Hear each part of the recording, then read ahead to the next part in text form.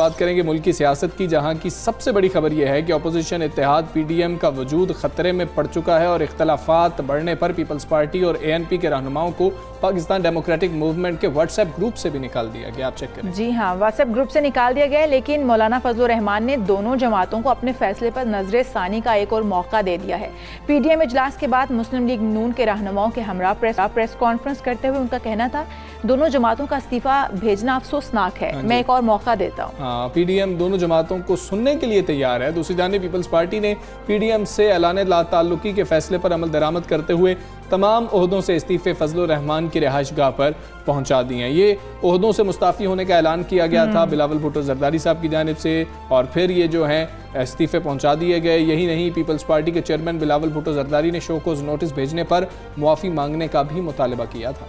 जी हाँ, कशीदगी खासी बढ़ चुकी है, जिसके जवाब में शाहिद खाकान अब्बासी का कहना था कि पीपल्स पार्टी के सेंट्रल एग्जीक्यूटिव कमेटी के इजलास में मेरा खत फाड़ कर फेंका गया, तो मेरा जवाब भी खुदा हाफिज है। साबिक वज़ीर-ए-आज़म का कहना था कि मौफ़े किस बात की, बिलावल की जिम्मेदारी से बात उनको करनी चाहिए थी, तमाशा ना लगाएं। मतलब उनकी जानिब से भी ये ज़रा तगड़ा सा जवाब आ गया है कि उन्हें जिम्मेदारी का मुजाहिरा करना चाहिए। ऐसी है, नून लीग और पीपल्स पार्टी तो एक दूसरे के खिलाफ खुलकर सामने आ गए हैं, लेकिन मौलाना फजलुर रहमान ने ये क्यों कहा कि हम एक और मौका देना चाहते हैं, हम आपकी बात सुनने के लिए तैयार हैं, जब ANP फैसला कर चुकी कि हम छोड़ चुके हैं और पीपल्स पार्टी का अभी भी मुफाहमती किरदार अदा करते हुए नजर आ रहे हैं। शायद मुफाहमती किरदार अदा कर रहे हो, लेकिन इसी हवाले से बात कर लेते हैं। सीनियर सियासी तज्ज़ियाकार मज़हर अब्बास साहब हमारे साथ हैं। मज़हर अब्बास साहब, गुड मॉर्निंग, अस्सलाम वालेकुम, रमज़ान मुबारक। सर, ये बताइएगा, मौलाना फजलुर रहमान का कहना है कि पीपल्स पार्टी और ANP के लिए मौका है कि फैसलों पर नजर सानी करें। क्या PDM और पीपल्स पार्टी को वापस लाने के लिए संजीदा कोशिश कर रही है, या फिर PDM ये चाहती है कि पीपल्स पार्टी खुद PDM से राहें जुदा करे, इनको ना निकालना पड़े?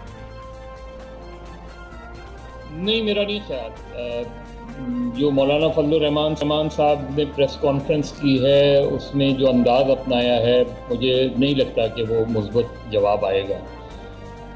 इसलिए कि जब आप पब्लिकली आते हैं, पब्लिकली कोई बात करते हैं, तो फिर वो पब्लिकली ही उसका जवाब आता है, और यही गलती मेरा ख्याल है PDM की क़यादत से हुई है।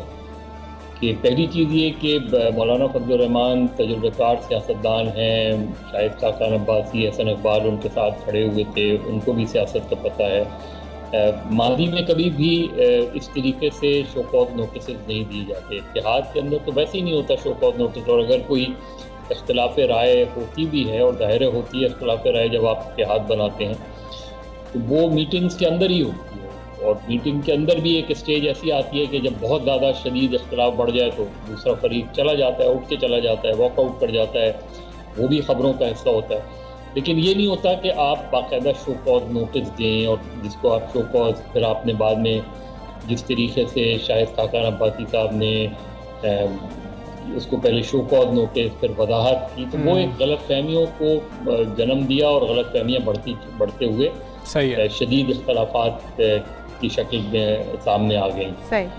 आज कल अगर मौलाना फजलुर रहमान जो उन्होंने जो स्टेटमेंट पढ़ के सुनाया जी, उसके साथ ही वो उनको थोड़ी सी वजाहत ये भी करनी चाहिए थी कि मुस्लिम लीग नून ने अगर ये फैसला हुआ था कि जी वजाहत तलब भी की जाए, तो पहली चीज़ ये कि जिस मीटिंग में ये फैसला हुआ था, क्या उस मीटिंग का हिस्सा पीपल्स पार्टी और ANP को नहीं बनाया जा सकता था? क्या आप उधर ही बुला लेते, उधर बुला के? तो अगर आपने इख्तलाफात को बढ़ाना है तो आप वही करते हैं जो PDM की बाकी जमातों ने किया जब उन्होंने ANP और पीपल्स पार्टी से पब्लिकली आके वजाहत मांगी।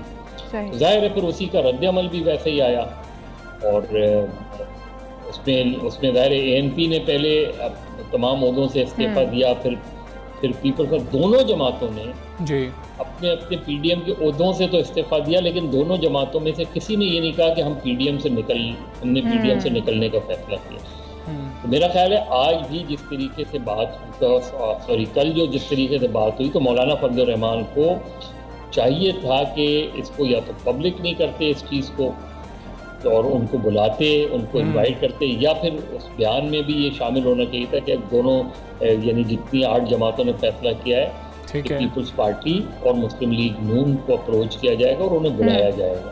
मेरा ख्याल है जो तरीक़ा कार अडॉप्ट हुआ है वो लगता नहीं कि पीपल्स पार्टी और अवामी नेशनल पार्टी वापस जाएंगी। मज़हर अब्बास साहब, हुकूमत की जानिब से तो पहले भी कहा जा रहा था कि ये गैर फितरी इत्तेहाद है और अब तो वो टूट फूट का शिकार हो गया। क्या PDM के दोबारा मुत्तहिद होने का कोई इम्कान है और कौन से अनासर हैं जो PDM की बहाली में अपना किरदार अदा कर सकते हैं? नहीं, मेरा ख्याल है नुकसान बहुत ज़्यादा हो गया है। अच्छा। अब इख्तिलाफ बहुत बढ़ गया है। अब सियासत में वैसे तो कोई चीज़ हर पे आखिर नहीं होती, लेकिन इस वक्त जो माहौल बन गया है मुस्लिम लीग नून और पीपल्स पार्टी के दरमियान, ख़ास तौर पे गो के कल मौलाना ने ये बात की थी कि PDM आज उन्होंने जो बयान पढ़ा, वो कल जो बयान पढ़ा है उसके बाद वो जो है यानी उनके साथ जो लोग इस वक्त हैं उनमें से कोई भी अब इस पे बहस नहीं करेगा। तो एक तरीके से उन्होंने पाबंदी तो लगा दी है अपनी जमातों, जो बाकी हलीफ जमातें हैं, लेकिन चीज़ें मेरा ख्याल है काफ़ी ख़राब हो गई हैं। अब इसको ठीक होने में वक्त लग सकता है, तो मुस्तक़बिल करीब में तो मुझे अवामी नेशनल पार्टी और पीपल्स पार्टी वापस जाते नजर रहे। अब उनका रद्दअमल किस तरह का होता है वो भी देखें। ठीक, मज़हर साहब ये बता दीजिएगा कि मौलाना फजलुर रहमान ने गुज़श्ता रोज़ ये कहा कि हमारा मोमेंटम वही रहेगा, PDM जो है वो काम करती रहेगी, रमज़ान के दौरान भी मुशावरत का अमल जारी रहेगा और जो भी हम हिकमत अमली अपनाएंगे उस पर अमल दरामद रहेगा, कोई कमी नहीं आएगी PDM की मूवमेंट के अंदर। क्या पीपल्स पार्टी के बगैर PDM हुकूमत मुखालिफ तहरीक चलाने में दम रखती है? नहीं, तहरीक तो खैर अपने अंदाज में आप जो चलाना चाहें वो ज़ाहिर है किसी ना कुछ तो करेंगे ही, लेकिन इस्तीफ़ा देने का ऑप्शन मेरे ख्याल में अब ख़त्म हो गया है। चाहे पीपल्स पार्टी उसका हिस्सा बने या पीपल्स पार्टी उसका साथ ना रहे। ठीक है, क्योंकि मुस्लिम लीग नून जो है अस खुद ये फैसला मुस्लिम लीग नून ही के पास फिर जो है असल वो है नशिस्तें हैं, बाकी तो 2-4 नशिस्तें JUI के पास होंगी, एक आध किसी और के पास होगी, जिस तरह मैंगल साहब की पार्टी है। तो मुझे वो ऑप्शन तो नहीं लग रहा। तो फिर क्या होगा, एक लॉन्ग मार्च हो जाएगा, एक धरना हो जाएगा 2-4 रोज़ का। तो मुझे सिर्फ हुकूमत मुखालिफ तहरीक चलती है। PDM की जमातों से क्या गलतियाँ हुई, कहाँ पर गलतियाँ हुई जिनका खुमियाजा आज हम PDM के टूटने की सूरत में देख रहे हैं? जब PDM बनी थी उससे पहले भी जो अपोजिशन का एक दूसरे पे अदम एतमाद था वो वाज़ेह तौर पे नज़र आ रहा था। 2018 के इलेक्शन के वक्त ही, और वो अदम एतमाद जो है वो एक दूसरे पे रहा, मुसलसल रहा। उस चेयरमैन सेनेट का जो पिछले साल इलेक्शन हुआ, जो वोट ऑफ नो कॉन्फिडेंस उनके खिलाफ जो हुआ, उसमें मेजॉरिटी होने के बाद जिस तरीके से सादिक पंजरानी के हाथों इनको हजीमत उठानी पड़ी, तो वही काफ़ी था उनके लिए कि यानी 64 अरकान सेनेट 100 की तकरीबन 100 के हाउस में अगर एक तरफ हो और उसके बावजूद चेयरमैन सेनेट जो है उसको वो वोट आउट नहीं कर सकते हों, फिर उस वक्त अपोजिशन के दरमियान और ज़्यादा जो हमें नज़र आया कि एक दूसरे पे बहुत ज़्यादा अदम एतमाद रहा, जिसकी निशानदेही उस वक्त के जो उम्मीदवार थे PDM के अपना मीर हासिल बदंजो, उनकी तकरीर से हमें भी नजर ठीक है। मज़हर अब्बास साहब, हमेशा से नून लीग में नवाज शरीफ ग्रुप और शहबाज शरीफ ग्रुप की बात होती आई है। अब PDM टूटने के बाद आप समझते हैं कि नून लीग का जो शहबाज शरीफ ग्रुप है वो मज़ीद मजबूत हुआ है, या उनकी जो बातें थी वो दुरुस्त साबित हुई हैं? पीपल्स पार्टी ने भी कोशिश की कि हमजा शहबाज से रब्ता किया जाए, ना कि मरीम नवाज से बातचीत की जाए। देखिए, ग्रुप कहना तो ठीक नहीं होगा, लेकिन ज़ाहिर है कि मुस्लिम लीग नून के अंदर दो बड़ी वाज़ेह राय पाई जाती हैं।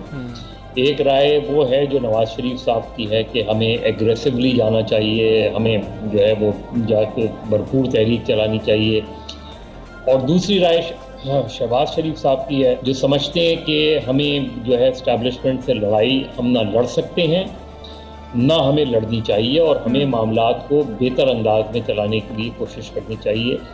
और वो तकरीबन मोर और लेस वही चीज़ है जो पीपल्स पार्टी जिस तरफ चल रही है। तो शहबाज शरीफ साहब चाहते हैं कि इन हाउस ही अगर कोई चीज़ हो सके तो उसकी कोशिश करनी चाहिए। सड़कों की सियासत या एजुकेशन की सियासत तफसलात। ठीक है मज़हर अब्बास साहब, बहुत शुक्रिया आपका। सबसे पहले पाकिस्तान से आप बात कर रहे थे और अब जो तज्ज़ियाकार हैं उनको पीडीएम का जो वजूद है उसमें पीपल्स पार्टी तो कहीं पर नज़र नहीं आ रही, और फिर अगर लॉन्ग मार्च हो भी गया तो कोई ख़ास तब्दीली नज़र नहीं आ रही। कोई ख़ास तब्दीली नज़र नहीं आ रही क्योंकि जो इत्तेहाद था वो गैर फितरी कहा जा रहा था और वही साबित हुआ। आगे बढ़ते हैं मेरे ख्याल में हमजा, कुछ मुआशी इस्तेहकाम की बात करते हैं जिसमें मुल्क इस वक्त मुल्क का सफ़र जारी और सारी है। स्टॉक मार्केट में तेज़ी का रुझान बरकरार रहा और रुपए की कदर में इजाफे का सिलसिला भी जारी है। पाकिस्तान को आलमी मार्केट से यूरो बॉन्ड्स के जरिए 2.5 अरब डॉलर्स मिलने से गुज़श्ता हफ्ते भी डॉलर के निस्बत रुपया जो है वो हमें तगड़ा होता हुआ नजर आया। बिल्कुल ऐसे ही है, और हफ्ते भर के दौरान मुल्क की ज़र मुबादला के ज़खायर बढ़ने से डॉलर की रसद में इजाफा हुआ, जबकि आने वाले दिनों में समुंदर पार मुकीम पाकिस्तानियों की जानिब से तरसीलात ज़र में मज़ीद इजाफे की तवक्कुआत भी की जा रही हैं। हमने देखा कि तरसीलात ज़र के हवाले से वज़ीर आज़म इमरान खान खासे खुश भी हैं, उन्होंने शुक्रिया भी अदा किया और साथ ये भी कहा कि जो ओवरसीज़ पाकिस्तानी हैं वो पाकिस्तान की हुकूमत पर यकीन रख रहे हैं और डॉलर को तो नॉकआउट किए हुए है इस वक्त रुपया। अगर ये कहा जाए तो बात बिल्कुल गलत नहीं होगी। गुज़श्ता हफ्ते डॉलर की कदर 22 माह की कम तरीन सतह पर पहुंच गई और इसी तरह बरतानवी पाउंड की कदर में भी मुसलसल कमी देखी जा रही है। इशारा जी हाँ, और मुल्की मईशत के आशारिये जो हैं वो बेहतरी की जानिब जा रहे हैं। करंट अकाउंट खसारे में कमी के बाद डॉलर के मुकाबले में रुपए की कदर मजीद मुस्तहकम हुई है। मुआशी माहिरीन का कहना है कि रुपए की कदर बढ़ने से मईशत पर भी मुस्बत असरात मुरतब होंगे। अब देखना ये कि उससे आम आदमी को कितना फ़ायदा हासिल हो सकता है। अगर मईशत जो है वो मुस्बत सम चल पड़े तो फिर आम आदमी उससे कितना मुस्तफ़ीद हो सकेगा। अच्छा, इस हवाले से हाँ, ये क्रेडिट किसको जाता है इशाल? एक इम्पॉर्टेंट चीज़ है कि क्रेडिट किसको जाता है कि जो रुपया जो है तगड़ा होता जा रहा है, इसकी वजूहात क्या हैं, ये जानना भी बहुत ज़्यादा ज़रूरी है। ये बहुत ज़रूरी है। इस हवाले से अगर हम देखें तो हमारे वज़ीर आज़म साहब जो है वो बार बार यही कहते हैं, या फिर हमारे गवर्नर बैंक जो है स्टेट बैंक, वो भी यही कहते हैं कि अशारिये जो है मुस्बत समत चल पड़े हैं। तो मुस्बत समत अगर चल पड़े हैं तो आम आदमी वो कब इससे फ़ायदा हासिल कर पाएगा? हाँ बिल्कुल ऐसी है। माहिर मौशियात मुज़म्मिल असलम साहब हमारे साथ मौजूद हैं, इन सवालों का जवाब उनसे लेने की कोशिश करते हैं। मुज़म्मिल असलम साहब अस्सलाम वालेकुम, गुड मॉर्निंग, रमज़ान मुबारक सर। सर, रुपए की कदर में जो है इजाफा हो रहा है, हम देख रहे हैं कि डॉलर के निस्बत रुपया मुस्तहकम हो रहा है। पहले तो ये बता दें वजूहात आप क्या समझते हैं और ये क्रेडिट किसे देना चाहिए? देखें, क्रेडिट मेरा अपना ख्याल ये है कि स्टेट बैंक को देना चाहिए और उसके बाद वज़ीर आज़म को देना चाहिए कि जिन्होंने पहली दफ़ा जब से कम अज़ कम मैं मईशत संभाल के बैठा हुआ हूँ कि एक रिस्क लिया और जो है उसकी इंडिपेंडेंस पे और मार्केट फोर्सेस पे बिलीव किया। क्योंकि ये आपको याद होगा कि पिछले साल स्टेट बैंक के गवर्नर जब ये आए थे रजा बाकिर, तो इन्होंने एक्सचेंज रेट को फ्री फ्लोट कर दिया था। यानी कि माजी में ऐसा होता था कि जब भी एक्सचेंज रेट का एक तायुन कर दिया जाता था गवर्नर की तरफ से या फाइनेंस मिनिस्टर की तरफ से, और फिर अगर जो है उसकी अगर रुपए में प्रेशर आता था तो फिर जो है मरकजी बैंक हमारा जो है वो डॉलर बेच के रुपए की कदर को मेंटेन करता था। उससे हमारे जो खजाने में जितने डॉलर थे वो जो है ख़त्म हो जाते थे और फिर जो है हम IMF जैसे इदारे के पास जाना पड़ता था। तो ये पॉलिसी को चेंज किया और ये कहा कि अगर हमारी डिमांड और सप्लाई जैसी होगी उस हिसाब से जो है रुपए की कदर होनी चाहिए। स्टेट बैंक अपने जो उसके पास खजाने में डॉलर है वो उसको आंख में नहीं झोंकेगा। तो उस वक्त बहुत सारे जो लोग थे खदशात जाहिर कर रहे थे, बल्कि जो मईशतान भी थे जो इस्लामाबाद में बहुत बैठते हैं, उन्होंने कहा लो जी रुपया तो गया, 200 रुपये हो गया, 250 रुपये हो गया, 180 रुपये हो गया, ये तो स्पेकुलेशन हो जाएगी अगर स्टेट बैंक जो है उस पर वो नहीं करेगा, किरदार नहीं अदा करेगा। आज वही जो रुपया है, जब से हम बचपन से बड़े हुए हैं हमने ये देखा है कि डॉलर की कीमत बढ़ती है और रुपए की कीमत घटती थी, और ये लोगों का यहाँ एक ईमान बना हुआ था कि अगर आपकी जेब में 100 का डॉलर है तो इसकी कीमत बढ़ेगी, घटेगी नहीं। तो उसको जो है तकियों के अंदर, घर में, इधर बैंक के लॉकर्स में हमेशा डॉलर में अपनी बचत रखते थे, रुपए में नहीं रखते थे। सही हो गया। तो हमने पहली दफा तारीख में देखा कि जो है रुपए की कदर में लगभग 9% इजाफा हुआ, 15 रुपए कुछ पैसे, और ये बहुत बड़ा झटका है उन लोगों के लिए जो अपने सरमाया को डॉलर में, अगर कारोबार आप कर रहे हैं एक अलग चीज है, लेकिन अगर आपने उसको उठा के कहीं रख दिया है और आप समझते थे ये बढ़ता रहता है, उनके लिए बहुत बड़ा झटका है। और मुझे बहुत सारे लोग राब्ता भी करते हैं कि भाई ये वापस आ जाएगा 165 में। जी आपने क्या करना था, ये बच्चे ने 2 साल बाद पढ़ने जाना था अमेरिका, तो उसके लिए हम डॉलर जमा करके रखे हुए थे। मैंने कहा तो चले आपने खर्च ही कर, ऊपर जाए नीचे जाए आपको क्या फर्क पड़ता है? बिल्कुल तो ऐसे। नहीं फिर इंसान को होता है, इंसान की जो है वैल्यू होती है उस करेंसी की। तो अब ये जो एक खतरे से लोगों ने क्या किया है कि जो फालतू जो डॉलर जमा करके बैठते थे उन्होंने भी जो है वो अब बेचना शुरू कर दिया अपना सरमाया। जी और बहुत सारे व्यापारी लोग होते थे वो भी ये करते थे। तो अब जिसका क्रेडिट मैंने जैसे आपको कहा जी। कि गवर्नर स्टेट बैंक को दूं, और उन्होंने निहायत ही जिसे कहते हैं एफिशिएंटली जब इसको वो किया तो ना सिर्फ इसको गलत इस्तेमाल नहीं होने दिया बिल्कुल। और मुज़म्मिल इसको हसन इस साहब, तरीके से चलाया कि जो हमारे मुल्क के हक में रहा। ये तो मुल्क के लिए खुशाइन बात है। तरसीलात ज़र और एक्सपोर्ट में इजाफे की बड़ी वजूहात क्या समझते हैं आप कि क्या मुस्तकबिल में भी इसमें कोई आप देखते हैं कि रुपए की कदर में मजीद बेहतरी आ सकती है? देखिए अब बात ये है कि एक चीज़ में कितनी बेहतरी आनी चाहिए। मिसाल के तौर पे आप बात करेंगे, मैं आपकी आम आदमी की ज़बान में बात करता हूँ कि एक मेकअप होता है, एक औरत जब लगाती है तो वो एक खूबसूरती के लिए लगाती है कि वो अच्छी लगे। लेकिन अगर वो मेकअप को थोपे जाएगी तो उसका क्या होगा, वो उल्टा और बुरी लगने लग जाएगी ना। एक हद तक मेकअप अच्छा लगता है कि जिस पे वो इंसान खूबसूरत लगेगा, ठीक है। तो इस तरीके से अगर आप लोग यहाँ से फरमाइश शुरू कर देंगे रुपए की कदर को रोजाना इजाफा करते रहे तो वो ही मेकअप वाला हाल हो जाएगा इसका। तो आपको you need balance the economy, और आपको देखना ये होगा कि बाहर से जो लोग कमा रहे हैं वो भेजते हैं तो वो भी यहाँ अपने घर वालों को भेजते हैं। मिसाल के तौर पे अगर एक शख्स पहले $500 घर भेजता था तो उसको 85,000 रुपए मिलते थे यहाँ पे उसके घर वालों को। अब वो $500 भेज रहा है तो उसको जो है 72,000 मिल रहे हैं। तो अब उसकी अगर वहाँ आमदनी नहीं बढ़ी और यहाँ पे उसको 85,000 भी भेजने थे तो उसको अब या तो डॉलर ज्यादा भेजने होंगे या वो परेशान हो जाएगा। जी तो ये जो है ये मसला हो जाएगा। दूसरी तरफ ये कि हमारी बरामदात भी होती है, हम बाहर बरामद करते हैं। तो अगर एक्सपोर्ट को एक्सचेंज रेट अच्छा नहीं मिलेगा तो वो ऑर्डर्स नहीं ला सकेगा और फिर जो है चीजें देंगी। तो वो आपकी वही मिसाल हो गई कि अब आप ज्यादा मेकअप लगाना शुरू कर दिया लेकिन अब खूबसूरती गिरना शुरू हो गई उनका। तो एक मैं समझता हूँ कि 15 रुपए काफी ज्यादा हो गया है। अब यहाँ पे इस्तेमाल होना चाहिए रुपए की कदर में, और ताकि जो है बाहर से जो हमारे पास तरसीलात आ रही हैं उस पर गिरावट ना हो। फिर तरसीलात की आपने बात की तो जो पिछला महीना गुजरा है मार्च का, उसमें रिकॉर्ड आई है $2.7 अरब। तो वो तरसीलात जो है अगर इसी तरह आती रही तो हमारे ज़खायर अच्छे होंगे, और जब ज़खायर अच्छे होंगे तो कॉन्फिडेंस और ये सारी चीज़ अच्छी होगी। बिल्कुल ठीक है। मुज़म्मिल असलम साहब, एक रिपोर्ट आपने ट्वीट की गंदम की पैदावार के हवाले से, फिर आपने ये भी कहा कि जो एस्टीमेट लगाए गए थे उनको रिवाइज़ करने की भी ज़रूरत है। उस रिपोर्ट के हवाले से ज़रा बताइएगा। अच्छा, बड़ा आपने रिसर्च की हुई है। बात यह है कि मुझे तो कभी कभार अफसोस होता है हमारे सरकारी इदारों पे, जो हमारे जो बैठ के तखमीने लगाते हैं उन पे, उन बेचारों को कुछ पता ही नहीं है। वो सिर्फ जो है बस खाना पूरी कर देते हैं, वो अखबारों में आ जाता है। एक सेकंड में आपसे लूँगा कि मैं 9 महीने से गले फाड़ के बोल रहा हूँ, ट्वीट्स कर रहा हूँ ये वो कि पाकिस्तान की माशी जिसे कहते हैं कि इस साल शरह नमू जो है वो 4 से 5 रहेगी। उस वक्त IMF 1% बोलता था, हमारी हुकूमत पाकिस्तान 1.5% बोलती। तो जब मैं बोल रहा था तो किसी वजह से मैं कोई फायर नहीं मार रहा था, मैं जमीनी हकाइक देख रहा था, कारोबारी हकाइक देख रहा था, सारी चीजें देख। अब यही चीज हुई कि गंदम का इन्होंने तखमीना लगाया कि कोई 26 मिलियन टन पैदा होगी जी।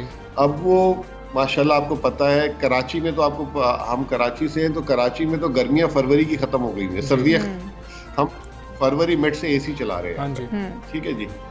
और तो ये जो है ये अल्लाह ताला की तरफ से होता है, क्योंकि ये फरवरी मार्च अगर गर्म नहीं होगा सिंध तो यहाँ पे गंदम अच्छी नहीं होगी। तो मैं लोगों को यही कहता था कि ये अल्लाह ताला की तरफ से, मतलब ये बहुत ज़बरदस्त चीज़ है, क्योंकि हमारी गंदम जिसकी बहुत ज़रूरत होती है, ये अगर ऐसा मौसम था तो बहुत अच्छी फसल आएगी। यही चीज़ पंजाब में, हालांकि पिछले दिनों बारिश हुई लेकिन वो आखिरी बारिश जो होती है फसल से पहले वो भी अच्छी होती है अगर हल्की हो जाए। तो एक अंदाज़ा लगाना शुरू कर दिया था मैंने कि इस साल गंदम की क्रॉप बम्पर आएगी। तो मैंने कुछ लोगों से बात की, उन्होंने ये कहा कि अगर पहले 1 एकड़ से 30 मन गंदम निकलती थी, इस दफा 40 मन भी गंदम निकलने के चांसेस आ गए। इतनी माशाल्लाह मोटी और भारी गंदम और घनी गंदम जैसे कह लें, जैसे घने बाल होते हैं, ठीक है, तो वो आ रही है। कल एक रिपोर्ट की कि 29 मिलियन टन यानी कि 28.75 मिलियन टन की तवक्को है, जो 26 मिलियन टन का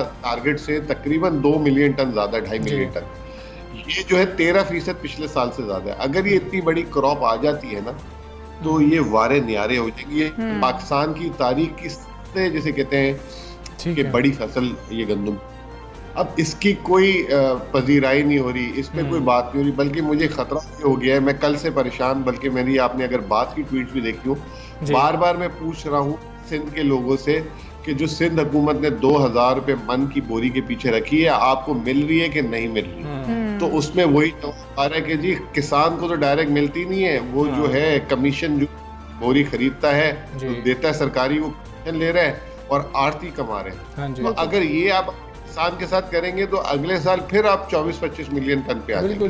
तो ये अगर अच्छी फसल आई है तो खुदारा उनका जो रेट आपने वादा किया उनको दे दें। अगर वो मजबूत तो आगे जो है वो ही पैसा री इन्वेस्ट करेंगे अपनी जमीन पे अगली फसलों पे, तो वो जो है मुल्क की बड़ी बेहतरीन है। तो ये एक अच्छी खबर के साथ ये बुरी खबर ये कि ये जो बदनीयती हमारे जो सरकारी इदारे करते हैं, सियासतदान करवाते हैं और मार्केट के एहलकार कराते हैं, और आम आदमी को तो उतनी महंगी मिलती है, उसको तो गंदम जो है, आटा जो है, उसके लिए तो वो एक सोना बनाया हुआ है इस वक्त। तो ये सारा कुछ हो सकता है अगर हुकूमत इस पे तवज्जो दे। बिल्कुल ठीक है, हुकूमत इस पे तवज्जो दे। मुज़म्मिल असलम साहब, बहुत शुक्रिया आपका सबसे मेरे पास कि आप मेहमान बने, और आप ये बड़ा अहम मामला है। अगर वाकई गंदम जो है उसकी पैदावार जो तखमीना लगाया गया था, जो एस्टिमेट लगाए गए थे, उससे बढ़ चुका है, तो ये बहुत खुशाइन बात है। और किसानों को उनकी जो उजरत है वो ना मिले तो ये भी ज्यादती है। वो सारा सीजन अपनी मेहनत करते हैं अपनी फसलों पर, अपनी ज़मीनों पर, तो जब उनका फसल काटने का वक्त आता है तो उनको उनका मुआवजा जो है मेरे ख्याल में वो मिलना चाहिए। सारी मेहनत उन्होंने ही की है और हुकूमत को इस पर तवज्जो देनी होगी। यहाँ पर इंशाल्लाह हम एक ब्रेक लेते हैं। Stay with us.